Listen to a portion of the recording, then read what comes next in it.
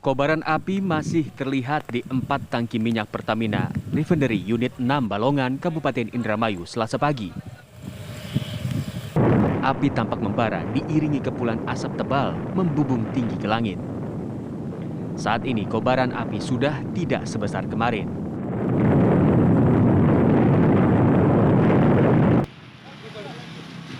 Faktor bahan bakar minyak yang berada di titik kebakaran diduga menjadi kendala lamanya proses pemadaman. Bahkan, meski sempat diguyur hujan lebat selama beberapa jam, api belum juga bisa dipadamkan. Petugas pemadam telah mengerahkan sepenuhnya kendaraan dengan bantuan damkar dari kota dan Kabupaten Indramayu. Sementara jalur lintas yang berada persis di tepi titik kebakaran sudah mulai dibuka.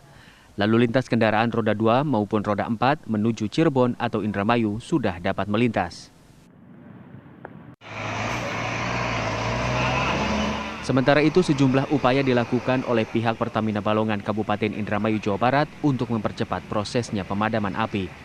Sejumlah alat berat dan cairan kimia khusus terus dikerahkan untuk mempercepat proses pemadaman api oleh pihak Pertamina Balongan Indramayu. Selain mengerahkan alat berat dan cairan khusus, Pertamina juga mengerahkan mobil pemadam kebakaran dari berbagai daerah terdekat seperti Majalengka, Cirebon, dan Subang. Jika kobaran api masih terlihat hingga Selasa pagi, lalu bagaimana dengan Selasa malam saat ini? Untuk bisa mendapatkan informasi lebih lanjut, kita sudah terhubung dengan Bapak Jaya selaku PLT Sekretaris BPBD Indramayu. Selamat malam, Pak Jaya. Selamat malam, Mbak Putri. Baik, Pak Jaya, mungkin bisa diberikan informasi, Pak, bagaimana saat ini kalau tadi Selasa pagi masih terus dilakukan upaya pemadaman, Selasa malam kondisi terbaru di sana seperti apa, Pak? Terima kasih, Mbak Putri. Saya update terkini Petiwan. Kondisi saat ini, update hari ini untuk yang kondisi pemadaman. Alhamdulillah tadi dengan bantuan dari teknologi RU4 Cilacap, pihak manajemen Pertamina melakukan pemadaman setelah diinstal tadi pagi ya, dan alhamdulillah tadi jam 12 berhasil dilakukan pemadaman dengan memompa air yang disemprotkan ke lokasi yang terbakar. Baik, kerusakannya seperti apa, Pak? Setelah api padam bisa melihat bagaimana kondisi bangunan di sana? Kerusakan saat ini, Mbak Putri, masih kita data karena sekarang kosong semuanya. Mbak Putri sudah diungsikan di belakang layar ini sejumlah 350 yang di lokasi GOR ini, dan yang sebelahnya di lapangan pusat sekitar 250. Sekitar 600, Mbak Putri, sekarang datang 100 orang lagi jadi 700.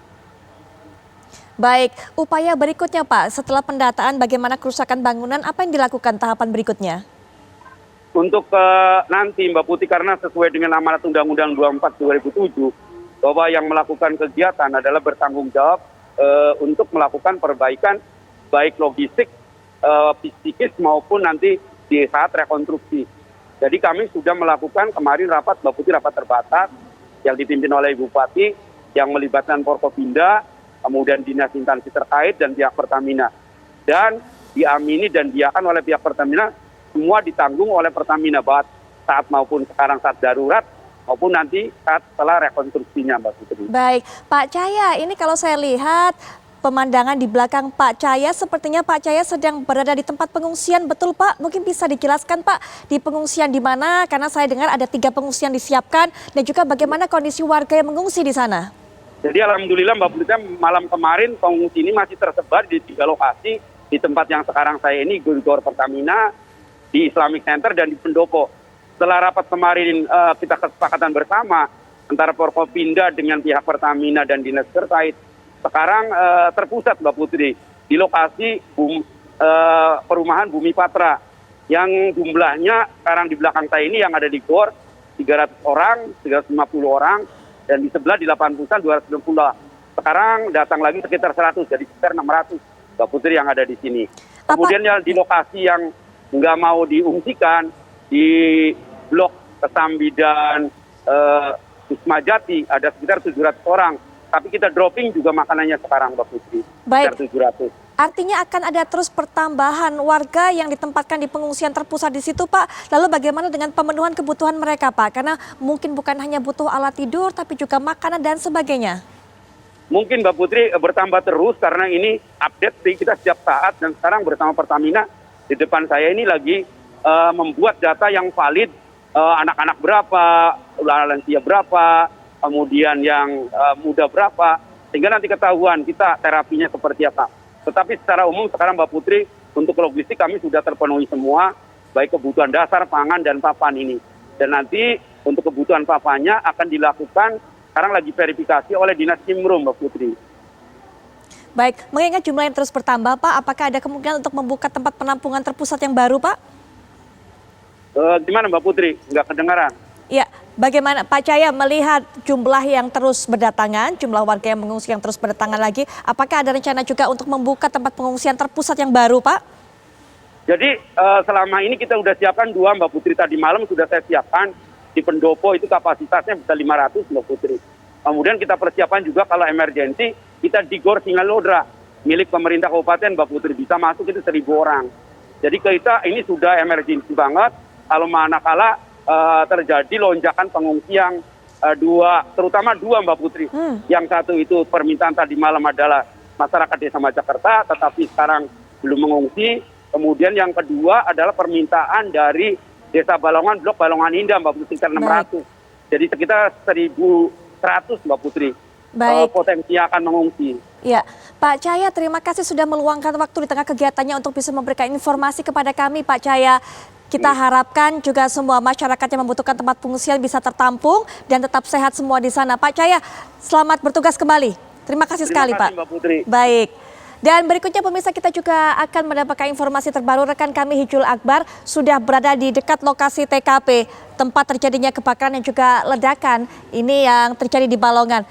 Silakan Hijul Akbar, laporan Anda. Ya, selamat malam Putri dan juga pemirsa. Benar sekali, saat ini kami sedang berada sekitar 600 meter dari lokasi kilang minyak yang terbakar. Ini tepatnya di Desa Sukaurip, di mana ini merupakan salah satu desa yang terkena dampak cukup parah seperti itu. Dan saat ini kami sudah bersama dengan salah seorang warga di desa ini, dengan Mas Syahrul, benar Mas ya? Ya, Mas bisa diceritakan mungkin pada pemirsa, ini pada saat awal terjadinya ledakan itu seperti apa yang dirasakan oleh masyarakat di sini? Oh iya. Jadi kejadiannya itu sekitar jam 12:30 kalau nggak salah itu. Awalnya itu petir besar, suara petir gede banget, suara petir. Setelah itu ya kita sekeluarga bangun gitu. Wow, ternyata tak kira tuh hujan saat itu tuh. Petir besar, setelah itu ada 2 kali getaran kayak gempa. Getaran pertama gempa semua goyang. Hebat. Itu sebelum ledakan ya? Iya, sebelum ledakan. Terus itu getaran kedua goyang juga sama. Terus tetangga depan saya keluar. Terus berteriak sambil lari, Pertamina kebakaran katanya. Oh, jadi sempat ada api dulu ya? Iya. Terus Lalu? kita keluar. Nah, pas kita sekeluarga keluar itu, kita baru buka pintu rumah. Terdengar ledakan yang sangat besar sekali. Sampai langit tuh sampai cerah banget, ya cerah kayak itu malam tapi kayak cerah banget langitnya. Kayak siang ya? Ya kayak siang kayak gitu, terus langsung panas banget. Sekeliling kita ini panas ya. Ya panik lah kita. Satu warga sini panik menyelamatkan diri karena ledakan tadi. Takutnya ledakan itu yang saya khawatirkan tuh sampai nyapu gitu, yang kita takutkan. Itu ledakan yang pertama begitu ya? Iya, ledakan yang terakhir. Itu ledakan yang terakhir. Iya. Jadi 3 kali ledakan. untuk itu. kondisi rumah pada saat ledakan pertama itu seperti apa, Pak? Apakah memang ledakan ini cukup besar sampai merusak rumah-rumah warga di sini? Iya, atau? ledakan pertama itu seperti gempa biasa, tapi yang terakhir ini sampai kaca rumah depan itu langsung pecah, langsung. Rumah tuh kayak ngangkat krik gitu, sampai ini banget saking kencangnya ya. Iya. Sampai lalu apa yang dilakukan oleh Bapak nih dengan keluarga setelah ada ledakan kedua itu seperti apa? Iya, Apakah langsung panik? Kita sebenarnya panik ya. Ya, lanjutkan Pak. Kita panik ya saat sekeluarga itu kita ya saya tuh nyari kunci gitu, nyari mobil, udah ayo keluar kita sebisa mungkin keluar dari rumah gitu. Ada yang mengarahkan untuk melakukan pengungsian ke titik-titik? Tidak ada sih, cuma ya kita inisiatif sendiri aja. Jadi warga tuh berhamburan, bener-bener berhamburan, nggak tahu lari kemana. Baik, terima kasih Pak atas keterangannya. Ya. Ya pemirsa, itu adalah keterangan dari salah seorang warga yang memang terdampak dari ledakan-ledakan yang terjadi di kilang minyak. Kami kembalikan ke studio. Hijul Akbar, terima kasih untuk informasi terbaru Anda dari TKP. Kami juga bawa Anda untuk bisa mendapatkan kabar bagaimana kondisi korban saat ini yang kemudian mendapatkan perawatan di RS Pusat Pertamina. Ada rekan kami Yasin Idris yang akan mengabarkan juga untuk Anda.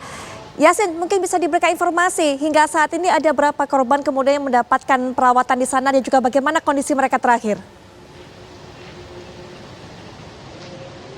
Ya, sampai dengan saat ini total ada 6 yang dirawat di Rumah Sakit Pusat Pertamina ini dan kondisinya sudah mulai membaik, dan hal ini juga diperkuat dengan pernyataan Dirut Pertamina yang tadi sempat datang ke sini untuk membesuk 6 pasien ini, di mana kondisinya sudah mulai stabil dan tim medis pun ini sudah melakukan evaluasi. Nah, dari hasil evaluasi yang tadi dilakukan, rencananya akan ke depannya ditentukan tindakan apa yang akan diambil, sebab dari ke-6 pasien ini mereka merupakan korban dengan luka berat yang mana rata-rata ini 50% luka bakar ada di tubuh mereka. Kemudian nanti dikarenakan ini luka bakar, maka tindakan yang akan diambil pun sangat hati-hati sekali, dan di sini juga disiapkan tim medis beberapanya spesialis luka bakar, kemudian anestesi dan juga penyakit dalam yang nantinya akan ikut membantu keputusan ataupun tindakan apa yang harus dilakukan untuk menyembuhkan ke-6 pasien ini. Nah, untuk identitas sendiri dari data yang kami himpun, ini adalah ke-6-nya merupakan laki-laki semua dengan rentan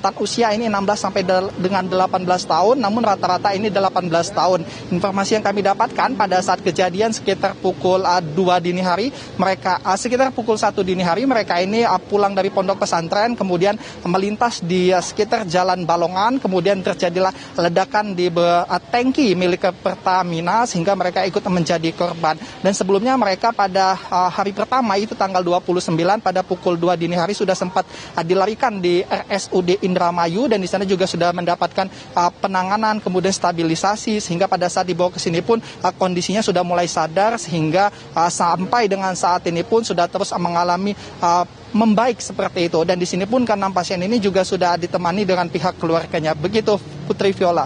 Terima kasih Yasin untuk informasi Anda. Kami akan terus tunggu bagaimana informasi terbaru dari sana, termasuk juga kemungkinan akan adanya korban-korban lainnya didatangkan ataupun juga dirawat di RSPP.